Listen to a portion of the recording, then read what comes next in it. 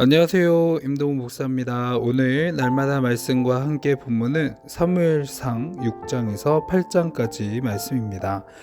여호와의 궤라 불리는 언약궤는 7개월째 블레셋에 머물러 있었습니다. 그런데 이 언약궤가 머문 7개월의 시간은 블레셋 사람들의 생각과는 달리 그들에게 아주 힘든 시간이 되었습니다. 블레셋인들은 언약궤를 빼앗은 것을 이스라엘의 신을 이기고 그들이 사로잡은 것이다 라고 생각을 했지만 그것은 사실 그들만의 착각이었죠. 언약궤가 머무는 성읍마다 하나님은 무섭게 그 성읍들을 내리치셨고 그 성읍의 고통소리가 하늘에 사무칠 정도로 블레셋은 큰 혼란을 겪게 되었습니다. 그래서 블레셋 사람들이 고민에 빠져 제사장들과 점쟁이들을 불러 물었습니다. 그때 그들이 출애굽 사건을 언급을 합니다. 즉 이스라엘이 출애굽하려던 당시에 바로와 애굽 사람이 그들의 마음에 완악하게 하여 결국 하나님의 징벌을 받은 후 이스라엘을 출애굽시킨 사건을 기억하고 그들처럼 행하지 말라고 조언했습니다. 그러면서 이 언약궤를 돌려보내는 과정을 구체적으로 제시를 합니다. 물론 그 과정에서 정말 그들이 당한 재앙이 이스라엘의 신에 의한 것인지 아니면 우연에 의한 것인지 시험도 해보고 싶었습니다. 언약궤를 돌려보내는 과정은 이러했습니다. 새로 수레 하나를 만들고 아직 멍에를 메어 본 일이 없는 어미 소 2마리가 속건제물에 실린 수레를 끌게 했고 아직 젖을 떼지 못한 송아지들은 어미소와 격리해 두었습니다.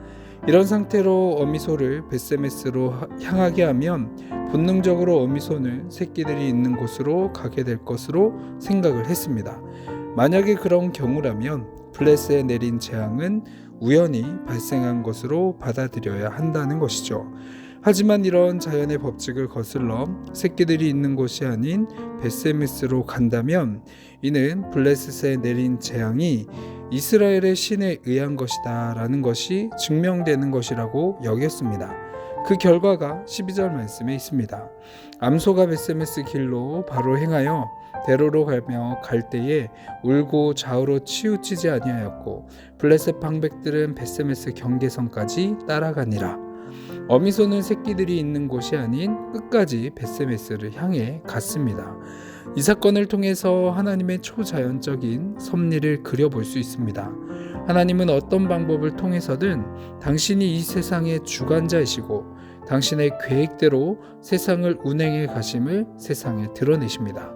때론 믿지 않는 사람들도 하나님의 살아계심과 위대하심을 인정할 수밖에 없도록 눈에 선명히 보여주시기도 합니다.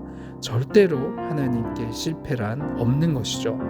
하나님의 자녀인 우리들에게는 돌아감과 늦어짐은 있을지언정 결코 실패는 없습니다.